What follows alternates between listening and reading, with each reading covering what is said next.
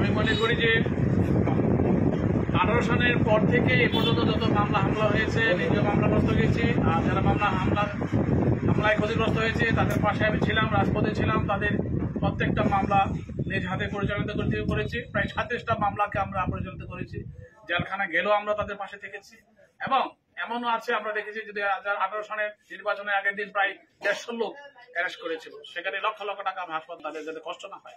তা আমরা 2000 সেখান থেকে শুরু করে যে অগাস্টে, আমরা অক্টোবরে 2023-এর অক্টোবরে, যখন 28 অক্টোবর যখন ঢাকা সমাবেশ হয়, তার আগ পর্যন্ত যত প্রোগ্রাম হয়েছে সব প্রোগ্রামে কিন্তু আমরা রায়পুরবাসীকে নিয়ে অংশগ্রহণ করেছি। এবং 28 অক্টোবর পর যত প্রোগ্রাম এসেছে সব প্রোগ্রাম রায়পুরা এবং কেন্দ্রে সব জায়গায় আমরা অংশগ্রহণ করেছি। এক কথা বলতে গেলে বিএনপির কোনো প্রোগ্রাম বা কোনো কিছুতে আমরা পিছপা হয় নাই। আমরা রাজপথে ছিলাম এবং আন্দোলন সংগ্রাম চালিয়ে গেছি। আমরা অনেককে দেখেছি যে 28 অক্টোবর পর তারা মনে করেছিল যে বিএনপির ক্ষমতা আসবে না। 2023-এর 28 অক্টোবর পর মনে করেছিল যে বিএনপির অস্তিত্ব খুঁজে পাওয়া যাবে না। পল্টনের সমাবেশ ব্যর্থ হয়েছে, সেই জন্য অনেকে দেশ ছেড়ে চলে গিয়েছিলেন, অনেকে পালায় গেছে। যারা মাঠে ছিল, যারা ঘাটে ছিল, তারা মিছিলের সর্বশেষ লোকটা মূল্যায়ন করে তারপরে মিছিলের বাইরের লোকটা মূল্যায়ন করবে। আমাদের সবার দরকার, সবারই দরকার। কেন? যে লোকটা মসজিদের থেকে দোয়া করেছে, নামাজ পড়ে, সেটা তো আমার বিএনপির লোক। যে লোকটা আওয়ামী লীগকে তিরস্কার করেছে, ঘৃণা করেছে, সেটা তো আমার লোক। কাজে আমরা সমাজের ভালো লোকগুলো সবাইকে নিয়ে আমরা রাজনীতি করবো। এবং আমাদের চেয়ারম্যান তারেক রহমান সাহেব আমার প্রতি যথেষ্ট সুনজর আছে এবং উনি সেই ইচ্ছা পোষণ করেছেন এবং সুন্দরভাবে উনি আমাকে আশ্বস্ত করেছেন এলাকায় কাজ চালিয়ে যাওয়ার জন্য। আমি মনে করি যে আমি শতভাগ আশাবাদী, ইনশাল্লাহ। মনোনয়নের ব্যাপারে আমার কোনো 0% আমার কোনো নেগেটিভ সেন্স নাই, কারণ আমি কাজ করেছি সে বিদায়। আমার রায়পুরাকে নিয়ে আমি কিভাবে উন্নয়ন করবো, রায়পুরা চরাঞ্চলকে নিয়ে উন্নয়ন করবো। সবার আগে চরাঞ্চলের ঝগড়াকে আমাকে বন্ধ করতে হবে। চরাঞ্চলের এই যে অবৈধভাবে ভালো তুলে চরাঞ্চলের বিভিন্ন গ্রামকে ধ্বংস করে দিচ্ছে, সেগুলো কিন্তু আমরা বন্ধ করতে হবে। চরমোদা ইউনিয়নে দেখা গেছে যে এখন মাত্র 3টা গ্রাম আছে, হাজার হাজার বিঘা জমি নদীতে চলে গেছে। জাবদাদার কবরস্থান নদীপক্ষে চলে গেছে, তারা বুঝে তাদের কত কষ্ট লাগে। যাদের স্কুল, যে স্কুলে পড়াশোনা করেছে সেই স্কুল চলে গেছে নদীপক্ষে, তারা কেমন লাগে তারা বুঝে। সেই জন্য আমি বলি, বালুদস্যু বা অবৈধ বালু উত্তোলনকারীদের বিরুদ্ধে আমাদের যুদ্ধ অব্যাহত থাকবে। আমরা পর্যায়ক্রমে সেটা করে যাবো।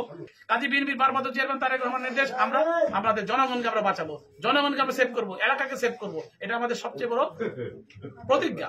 কাজী এলাকার উন্নয়ন করে, এলাকার চরাঞ্চলের উন্নয়ন করে, রায়পুর উন্নয়ন করে, শিল্পায়ন করব, পর্যটন নগরী করব, পাশাপাশি শিক্ষা, শিল্প এবং খেলাধুলা সমস্ত ক্ষেত্রে আমরা বিভিন্ন ধরনের অবদান রাখবো। যেমন ফুটবল একাডেমি করবো। ফুটবল খেলা দিয়ে উনি আমার ছেলের ফুটবল খেলা এত উৎসাহী হয়েছেন, আমার ছেলে খবর নিয়েছেন।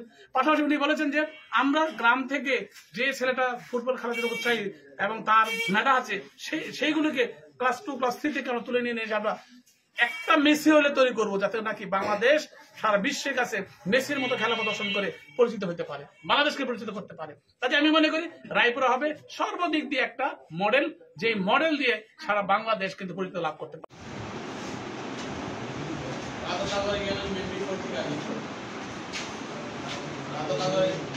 সম্পাদক এবং সম্পাদক মেম্বারের মুক্তি দিবস উপলক্ষে আজকে এই সম্পাদনা সভার সম্মানিত সভাপতি, রাজানগর ইউনিয়ন বিএনপির সম্মানিত সভাপতি আমাদের ডাক্তার গোলাম ভাই, আসসালামু আলাইকুম। আসলে প্রকৃতপক্ষে রাজনীতিটা এমন একটা জিনিস যে রাজনীতি হবে মানবতা, রাজনীতি হবে ভালোবাসা, রাজনীতি হবে এমন একটা নেতা হতে হবে যে নেতা কিনা যে তার অবস্থান থেকে তার নিচের নেতৃবৃন্দের সাথে কাজ করবে এবং উপর নেতৃবৃন্দকে রিপোর্ট করবে। রাজনীতি এমনই হওয়া উচিত যে রাজনীতি সারা জীবন, সারা বছর, সারা মাস, সারা দিন এই নেতা কর্মীদেরকে নিয়ে চিন্তা করবে।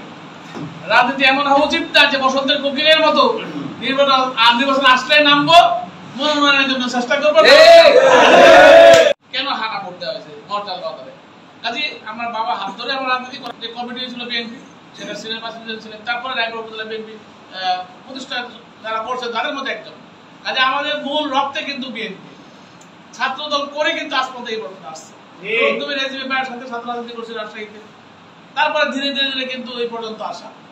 তা আমার একটা জিনিস কি জানেন, যে আমি অনেক বসন্তের কোকিল দেখেছি রাজনীতির মাঠে এসেছে, অনেকভাবে চেষ্টা করেছে, কেউ টাকা পয়সা দিয়ে, কেউ বা বিভিন্ন লবিং করে, কিন্তু যাদের গুড়া শক্ত থাকে, মানে মূল শক্ত থাকে, যে বিল্ডিং এর ফাউন্ডেশন শক্ত থাকে, এটা সহজে নষ্ট হয় না। পাইছি যে বিবি বারবাদ চেয়ারম্যান তারেক রহমান উনি একজন খুবই মানবিক নেতা এবং উনার মাথা এত শার্প ব্রেনি, ইনশাআল্লাহ ইনস্ট্যান্ট উনি বুঝে ফেলেন সবকিছু কোথায় কি করতে হবে। কারণ উনি দূর দূরান্ত থেকে যেভাবে কথা বলতেছেন, কন্ট্রোল করতেছেন, সারা বাংলাদেশ আপনি বুঝেন না, সারা বাংলাদেশ আজকে বিএনপি এক হয়ে আছে কিভাবে। এই আন্দোলন সংগ্রামের মধ্যে কোনদিন শুনি নাই যে দু চারটা নেতা দল থেকে চলে যাবে, শুনি নাই কিন্তু আমরা। কিন্তু বিএনপি বারবার কিন্তু বাংলাদেশে নাই, উনি কিন্তু বিদেশ থেকে কাজগুলো করছেন। কিন্তু বুঝতে হবে যে দেশে আসলে উনি কিরকম শাসন করবেন। এই জন্য উনি চিন্তা করেন আপনাদের কৃষি উন্নয়ন করতে হবে, উনি চিন্তা করেন আপনাদের এই যে পণ্য, কৃষকরা যে পণ্য উৎপাদন করে সে পণ্যগুলো যাতে সঠিক মূল্য পান। আপনি উৎপাদন করবেন, আপনাকে লাভবান হতে হবে। কিন্তু দেখা গেল আপনি কফি উৎপাদন করলেন, ক্ষেত্রের মধ্যে মারা দিলেন, কেন বাজারে নিয়ে গেলে যে ভাড়াটা হবে, ভাড়া উঠবে না। এই যে অসামঞ্জস্যপূর্ণ বাজার ব্যবস্থা, আলু এবার যদি সস্তা হয়ে থাকে আগামীতে আলু দাম বাইরে দেবে কেন? এই জন্য এটাই প্রশ্ন করছিলাম, তখন উনি বুঝছিল, তখন বলছিল যে এগুলো আমি 20 বছর আগে চিন্তা করে রাখছি, এখনো চিন্তা করে এবং আগামী দিনে এগুলোকে ব্যালেন্স সিস্টেম নিয়ে আসবে, যাতে করে আপনি যে কোনো জিনিস আপনি উৎপাদন করেন আপনি একটা মূল্যায়ন পাবেন। সেই জিনিসটা আপনি সঠিক মূল্যায়ন পাবেন, আর মূল্য পাইলে তো আপনি সানাম দিকে চাষ করবেন, তাই না? এই চিন্তা কি কেউ করছে কোনোদিন? এই জন্য বলি বিএনপি ভারপ্রাপ্ত চেয়ারম্যান তারেক রহমান সাহেব, আমরা বিএনপি পরিবারের প্রধান পৃষ্ঠপোষক, ওনার কাছে আমরা চিরকৃতজ্ঞ, চির ঋণী যে আমরা আল্লাহর মধ্যে একজন মানুষ পেয়েছি, আর ওনাকে সুস্থ রাখার জন্য ডাক্তার জুবাইর রহমান তার পাশে থেকে কাজ করেছে। এটা আমাদের স্বীকার করতে হবে। আপনি চিন্তা করেন, এই যে শেখ হাসিনার মেয়ে পুতুলের মেয়ে, সে শ্রীলঙ্কাতে এক খ্রিস্টানকে বিয়ে করছে। তাহলে চিন্তা করে দেখেন, তাদের ইসরায়েলকে দেখলাম আমরা, তাদের শরীরের একটু অংশ ঢাকা, বাকি সব খোলা। আর আপনি দেখেন জাইবার রহমানের পোশাক দেখেন, খালেদা জিয়ার পোশাক দেখেন, তাদের ইসলামিক যে চিন্তা আছে, ইসলামিক সেই স্টাইল আছে, তারা ইসলামকে ভালোবাসে।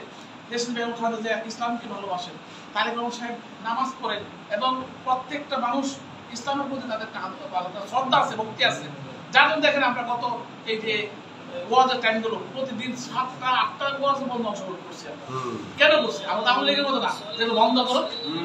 এই জন্য বলি যে একটা আদর্শ আছে, যে আদর্শ নিয়ে আমরা রাজনীতি করতেছি, আমাদের দলটা করতেছে, এটা কিন্তু আসলে প্রকৃতপক্ষে আপনার আমার কল্যাণের জন্য, মঙ্গলের জন্য।